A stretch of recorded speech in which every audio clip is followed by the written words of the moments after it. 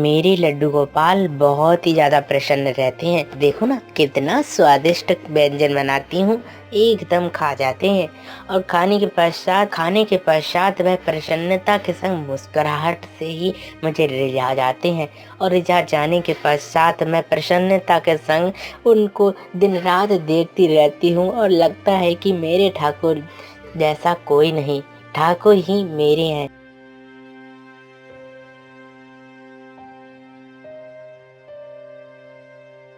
भानुमति, ओ भानुमति। जी माँ, बताइए क्या कह रही हैं। भानुमति, पड़ोस के गांव में विवाह है और विवाह में तुम्हें जाना होगा, और साथ में मैं भी चल रही हूँ और तुम भी चल रही हो, तुम्हारे पिता भी चल रहे हैं, पूरे घर से सभी लोग जा रहे हैं। अरे सभी लोग जाएंगे तो ठाकुर जी की सेवा कौन करेगा? और ठाकुर जी की सेवा नहीं होगी तो वह तो एकदम पतले हो जाएंगे, और पतले होते ही वह तो यही कहेंगे मैं लौट कर आऊंगी कि उन्होंने मुझे पूछा तक नहीं। और वह कुछ भी कर सकते हैं, लड्डू गोपाल तो गोपाल जी हैं और उन्हें भूख वगैरह भी लगती है। इसलिए मैं ऐसा करती हूँ कि अपनी सहेली को ही लड्डू गोपाल जी दे देती हूँ।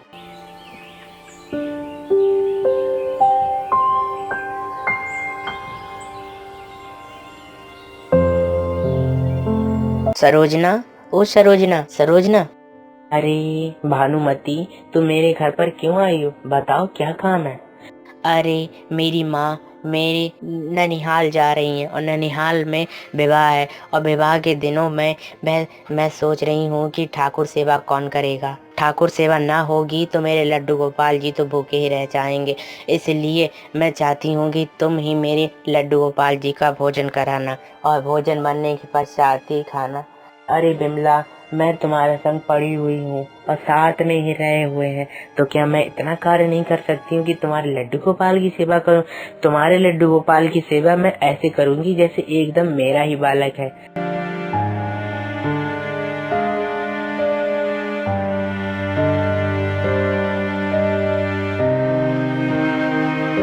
लड्डू गोपाल जी, आप ये बताइए आपको क्या क्या पसंद है, और पसंद होने के बाद ही मैं आपको खिलाऊंगी। भानुमति के देने के पश्चात जब जब भानुमति की सहेली दिन रात ठाकुर जी की सेवा करने लगी, एक दिन जब उसने देखा कि ठाकुर जी के पैर तो टेढ़े हो चुके हैं, और टेढ़े होने के पश्चात वह सोचने लगी कि अगर भानुमति आई और भानुमति ने देखा कि उसके लड्डू गोपाल के पैर टेढ़े हैं, तब वह तो मुझे डांटेगी, और डांटने के पश्चात यही कहेगी तुमने मेरे लड्डू गोपाल की सेवा ठीक से नहीं की है। चलो ऐसा करते हैं, यमुना स्नान करके ही आते हैं, और स्नान करने के पश्चात ही मैं ठाकुर जी की कुछ मालिश कर दूंगी।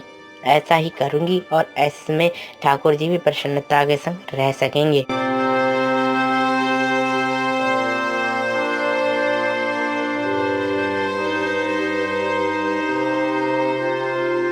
कृष्ण गोविंद हरे मुरारी, हे नाथ नारायण वासुदेवा। भानुमति के लड्डू गोपाल जी, आप ऐसा कीजिए कि आप जितने भी चरण आपने टेढ़े कर लिए हैं, मुझे तो लगता है ठंड के कारण आपके पैर अकड़ गए हैं, और ठंड के कारण आपके पैर अकड़ने के कारण मैं ऐसा करती हूँ, आपको कुछ ऊनी वस्त्र बिछा देती हूँ और उस आप को उड़ा देती हूँ। शायद आपके यह चरण सीधे हो जाएं। हाँ, ऐसा ही मैं सोच रही हूँ। मैं सोच ही क्यों नहीं हूँ, ठाकुर जी को सीधे सेवा में जो करना है मैं करती हूँ। लो ठाकुर जी, आपको मैंने ये वस्त्र उड़ा दिए हैं, अब आप इन वस्त्रों को ओढ़कर एकदम पैर सीधे कर लीजिए, नहीं तो भानुमति आकर मुझे चिल्लाएगी और कहेगी तुमने मेरे लड्डू गोपाल, मेरे बालक की तनिक सी भी खबर नहीं रही, तुमने मेरे लड्डू गोपाल के पैर टेढ़े कर दिए।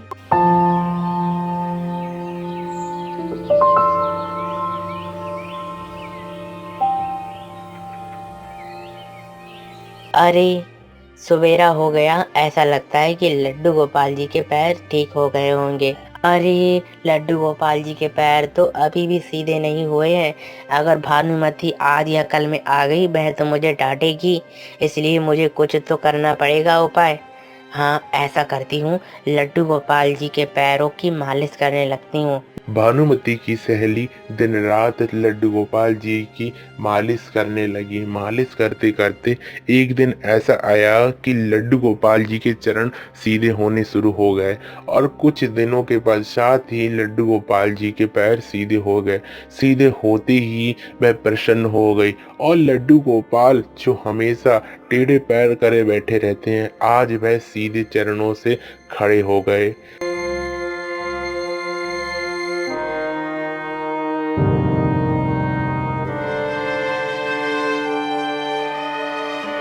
अब जब भानुमति आई और भानुमति ने अपने लड्डू गोपाल अपनी सहेली से मांगने के लिए कहा। मेरे लड्डू गोपाल जी की तुमने सेवा ठीक से की है? हाँ, ठीक से की है। और देखो तुम्हारे लड्डू गोपाल जी एकदम सीधे हो गए हैं। मैं टेढ़े थे, मैंने सोचा कि ठंड के दिन टेढ़े हो गए हूँ। अरे तुमने यह क्या किया? लड्डू गोपाल की मुद्रा ही ऐसी होती है जिसके कारण वह टेढ़े दिखते हैं। टेढ़े दिखने का कारण यह नहीं है कि उनके पैर ऐंठ गए हैं, ठंड में शीतल हो गए हैं। वह तो उनकी मुद्रा ही ऐसी है। तुम्हारी भक्ति तो ऐसी है कि ठाकुर जी को भी तुमने चरणों के संग सीधा कर दिया और तुमसे प्रभु रीझ गए हैं। क्योंकि क्या कभी पीतल की मूर्ति कभी सीधी हो सकती है? वह तो जैसी बनाई जाती है वैसी ही रहती है। इसलिए तुम तो महान भक्तन हो, महान भक्तन। अब तो भानुमति की सहेली बहुत ही ज्यादा प्रसन्नता के संग रहने लगी। ठाकुर सेवा में उसे इतना आनंद आया कि वह एक दिन भी ठाकुर की सेवा बगैर नहीं रह सकती थी। लेकिन उसके बाद ठाकुर जी तो थे नहीं, इसलिए एक दिन ठाकुर जी स्वयं ही उसके स्वप्न में आए और बोले, सुनो, तुमने जो सेवा की है उस सेवा से मैं बहुत ही ज्यादा प्रसन्न हुआ हूँ और प्रसन्नता के संग मैं तुम्हारे यहाँ आना चाहता हूँ। इसलिए तुम पड़ोस के ही गांव में जाओ और गांव के वृक्ष के नीचे मैं बैठा हुआ हूँ। वह कई दिनों से एक बूढ़ी वृद्धा मुझे छोड़कर चली गई क्योंकि उसकी मृत्यु हो गई थी। अब मैं अकेला ही रह गया हूँ। एकदम सेवा के लिए मुझे कोई भी नहीं मिलता है।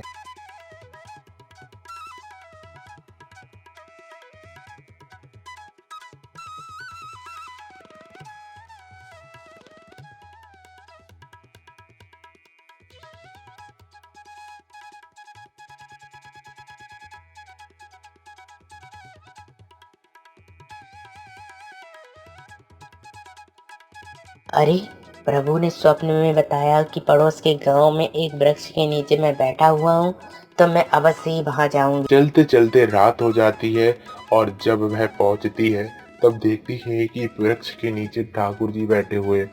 ठाकुर जी को लेकर वह अपने घर आ जाती है और घर आने के पश्चात प्रसन्नता के संग ठाकुर सेवा करने लगती है। एक दिन जब वह ठाकुर जी को भोग अर्पण कर रही थी तब साक्षात प्रभु प्रकट हो जाते हैं। तुम्हारी भक्ति से मैं बहुत ही ज्यादा प्रसन्न हुआ हूँ और प्रसन्नता के संग ऐसा नित्य नई लीला करूंगा और नित्य नई लीला करने के पश्चात मैं तुमसे प्रसन्न हूँ। प्रभु आपने जो कार्य किया है स्वप्न में आकर और आज साक्षात दर्शन दिया है, इससे मैं धन्य हो गई प्रभु, धन्य हो गई। और आप जब जब से मैंने आपकी सेवा की है तब से मुझे ऐसा ही लगता है कि प्रभु मैं आपकी सेवा से कभी ना हटूं। और ऐसा करते हुए मुझे बहुत ही ज़्यादा प्रसन्नता होती है। हाँ, मैं तुम्हारी सेवा से संतुष्ट हूँ और आज तुम्हें अपने गोलोक धाम ले जाने के लिए आया हूँ। क्या तुम चलना चाहोगी?